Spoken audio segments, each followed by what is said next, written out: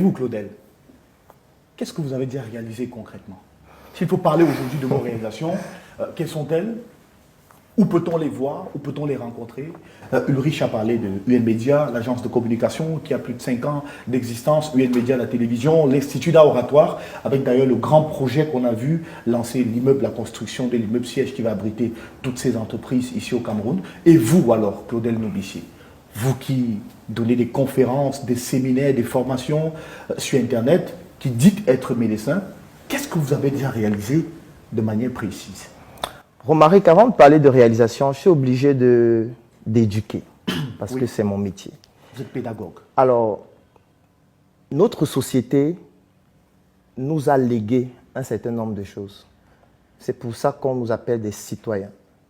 Mais sauf qu'il faut mériter le terme de citoyen. Un citoyen, c'est quelqu'un qui, dans une société, a des droits et a des devoirs à la fois.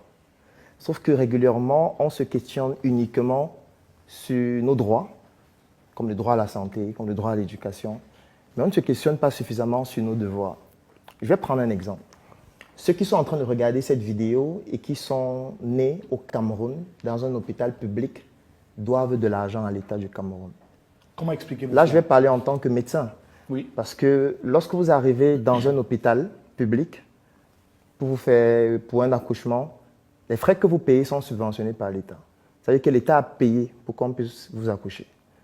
Je vais aller plus loin. Si votre mère a bénéficié de consultations prénatales dans un hôpital public, ça veut dire que l'État a contribué pour que votre mère soit en santé jusqu'à l'accouchement. Mais comment ça se fait? Alors qu'il y a des frais de consultation? Oui, il y a des frais. C'est pour ça que dans le public, les frais sont très faibles. Ça veut dire que parfois, dans certains hôpitaux, vous allez voir la consultation coûte 1000 francs, oui. 500, 2000. Ce n'est pas la valeur réelle. C'est parce que l'État paye une autre partie. Ça veut dire que l'État subventionne. Quand vous arrivez dans une pharmacie, vous achetez du paracétamol. Vous buvez parce que vous avez très mal à la tête après 10 heures de travail. En fait, l'État vient de vous aider à vous soigner. Parce que le paracétamol, c'est un médicament essentiel qui est subventionné par l'État.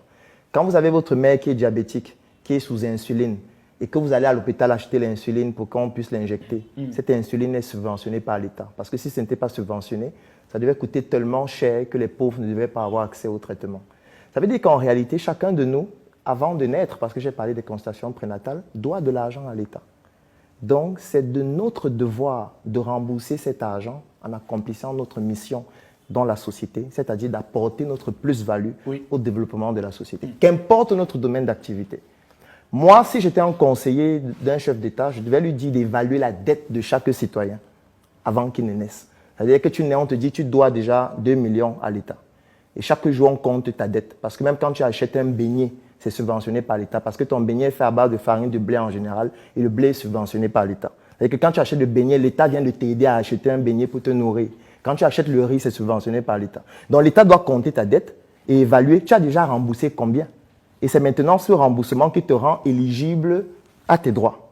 Mais bon, on est dans un État où on ne fait rien. Moi, je ne suis pas politicien, je m'en fous de ce qu'ils font. Et je n'en suis pas désolé s'ils sont fâchés de ce que je suis en train de dire. Mais il était important que je dise ça pour comprendre ou pour faire comprendre à ceux qui nous écoutent au quotidien et qui disent « sont des arnaqueurs, sont des bandits, ils ont quoi à partager », pour leur faire comprendre qu'en réalité, nous sommes en train d'accomplir notre mission de citoyen. C'est-à-dire de montrer que nous sommes reconnaissants vis-à-vis de ce que la société nous a offert et que nous sommes aussi en train de partager pour que ceux qui viennent après nous puissent en bénéficier. Maintenant, venons à la question qui est celle de savoir qu'est-ce que j'ai déjà réalisé. Alors, ceux qui posent cette question ne comprennent pas ce qu'on appelle le circuit évolutif de la société ou alors de l'être humain. Parce que le jet, c'est la deuxième étape, parce qu'il y a une étape qui vient après.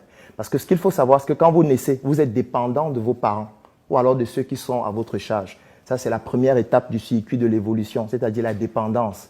Vous dépendez de vos parents pour vous nourrir, pour vous habiller, etc. Après, à partir d'un certain âge, vous développez une certaine indépendance. Vous voulez commencer à vous laver seul. À partir de 3 ans, l'enfant veut se laver seul. Il vous dit, maman, non, laisse-moi, je veux verser l'eau sur moi-même. Je veux mettre le savon sur moi-même. Là, c'est la deuxième étape qui est en train d'être enclenchée, c'est-à-dire l'indépendance. C'est à ce niveau qu'on parle du jeu, on parle du su, on parle du j'ai réalisé, on parle du j'ai fait ceci, j'ai ma chambre, j'ai ma chaussure, j'ai mon téléphone. Moi, je suis à une étape où je ne parle plus du jeu. Parce qu'en réalité, ce que j'ai réalisé ne dépend pas uniquement de moi. Je suis à l'étape de ce qu'on appelle l'interdépendance. Oui, et maintenant, là, je vais parler dans des réalisations. Parce que vous allez vous dire exact. que peut-être j'ai envie de faire ce que plusieurs politiciens aiment faire durant les plateaux télé. C'est-à-dire un zoom arrière pour pouvoir perdre du temps. Je ne suis pas en train de perdre du temps. Je suis en train d'éduquer ceux qui nous regardent et qui racontent des bêtises. Oui. Mais je ne leur en veux pas parce que leurs bêtises découlent de leur inconsistance intellectuelle. Alors maintenant, je vais passer à la troisième étape qui est dans l'interdépendance. L'interdépendance signifie qu'en réalité, c'est le nous. Je ne peux pas faire sans les autres. C'est à ce niveau qu'on quitte du jeu et on parle du nous. Donc, je ne vais pas parler de ce que j'ai réalisé, je vais parler de ce que nous avons réalisé. Absolument. Parce que je ne l'ai pas fait seul. Alors, je vais commencer par ma formation. Moi, je suis médecin de formation. J'ai fait mes études de médecine à l'Université des Montagnes. Et là, je rends un hommage au professeur Lazare Capture, qui a été excellent et qui a eu à braver beaucoup de difficultés pour créer une faculté de médecine privée au Cameroun. Vous pouvez imaginer, en plus à l'ouest du Cameroun, vous pouvez imaginer l'adversité. Donc, c'est ça qui m'a permis d'être médecin depuis 2014, c'est-à-dire ça fait plus de 7 ans aujourd'hui. Donc, déjà, je suis médecin. Je consulte à longueur de journée. Aujourd'hui, le digital nous permet de pouvoir consulter à travers les frontières, nous permet de pouvoir utiliser le numérique pour pouvoir offrir nos prestations médicales, même à distance. Donc ça, c'est la première chose que je fais au quotidien. La deuxième chose que je fais, c'est que je me suis dit, en tant que médecin, je ne peux pas apporter des solutions en amont. Je n'apporte que des solutions en aval. Dans le premier projet que nous avons lancé, vous voyez que je ne parle pas du jeu. Oui. C'est SOS Médecins Cameroun. Là, nous sommes en 2015. C'est un projet à travers lequel nous faisons de la médecine extra-hospitalière, c'est-à-dire tout ce qui est médecine en dehors de l'hôpital. Ça prend encore les consultations à domicile, les soins à domicile, les couvertures sanitaires d'événements, les campagnes de dépistage, etc. Aujourd'hui, c'est la première plateforme médicale en ligne au Cameroun. Vous pouvez vous documenter en ligne, SOS Médecins Cameroun. Ensuite, en 2016, nous décidons de lancer Startup Academy, même si je suis la partie visible de l'iceberg. Ça veut dire à travers des conférences qui sont dans la première partie de la stratégie, c'est-à-dire la sensibilisation. Ensuite, nous démarrons les formations et enfin, nous lançons les projets d'investissement. Alors, ici, nous avons réalisé un ensemble de projets. Le premier projet était de mettre sur pied notre propre école, qui est la Startup Academy, afin de former des personnes que nous allons donc exploiter dans nos projets industriels. Parce que nous nous sommes rendus compte qu'en réalité, le système éducatif n'est pas en train de former des personnes aptes à pouvoir travailler dans le type de projet stratégique que nous comptons implémenter. Donc, il était question pour nous de former nous-mêmes ces personnes-là. Donc, en fait, quand vous voyez nos vidéos en ligne, quand vous voyez nos conférences, quand vous voyez nos formations, ces conférences, ces formations ont pour but de sélectionner les personnes avec lesquelles nous allons travailler dans nos projets industriels. Oui. Parce que le système éducatif n'est pas en train de les préparer par rapport à cela. Parce que quand quelqu'un est un docteur en géographie, il ne va nous servir à rien. Ça ne veut pas dire que... Oui, avant-gardiste, parce que je ne suis pas en train de dire que la géographie ne sert à rien. Mais quand on est en train de créer une usine, par exemple, qui va fabriquer du chocolat, sa géographie ne va pas nous servir à grand-chose. C'est pour ça qu'on voit régulièrement, lorsqu'on lance des avis de recrutement, des docteurs en histoire qui veulent être assistants de direction, alors que l'avis de recrutement a été écrit assistante de direction. Oui. Alors maintenant, pour aller maintenant dans les réalisations de Startup Academy, nous avons plusieurs projets que nous avons déjà implémentés. Alors le premier projet s'appelle Startup Color. C'est une usine qui est située à Yaoundé, où nous fabriquons des produits comme de la craie. Startup Color, qui est distribué sur le marché camerounais et même dans la sous-région. Nous avons des produits comme de la peinture, qui est distribué aussi au Cameroun et qui est même d'ailleurs dans les sièges de la Startup Academy. Il y a un autre produit que nous sommes en train de mettre sur le marché, ce sont les sacs Startup Color, qui ont d'ailleurs fait l'objet d'une polémique il y a de cela quelques temps, où nous fabriquons des sacs Startup Color. La deuxième usine, c'est Startup Cosmétique, où nous fabriquons des produits cosmétiques, où nous avons formé plus de 1000 personnes à fabriquer des produits avec plus de 500 marques de produits cosmétiques déjà sur le marché camerounais et africain, grâce à nos différentes formations, qui ne sont pas offertes par le système éducatif, parce que le système éducatif n'a pas compris l'enjeu de le faire, parce qu'il est encore tributaire de l'époque coloniale. Oui. Je vais parler d'une autre usine que nous avons lancée, qui s'appelle Startup Food, où nous fabriquons des produits agroalimentaires. Nous sommes en train de construire une usine où nous avons lancé un premier projet qui s'appelle Choco. Vous allez forcément régulièrement voir sur nos plateformes en ligne et qui est donc en fait le début de plusieurs autres projets que nous allons lancer. Là, je vais m'arrêter à ça parce qu'en réalité, il y a beaucoup d'autres projets dans la Startup Academy parce que là, je ne parle que de la Startup Academy. Je vais prendre un autre projet parce que moi, je me suis rendu compte qu'il était important de léguer son savoir afin de permettre aux autres de pouvoir bénéficier du peu de connaissances que nous avons parce que personne n'est suffisamment idiot pour n'avoir rien à partager. Et c'est un devoir de partager. Parce que votre veste découle du savoir de quelqu'un qui l'a partagé pour que vous puissiez vous habiller.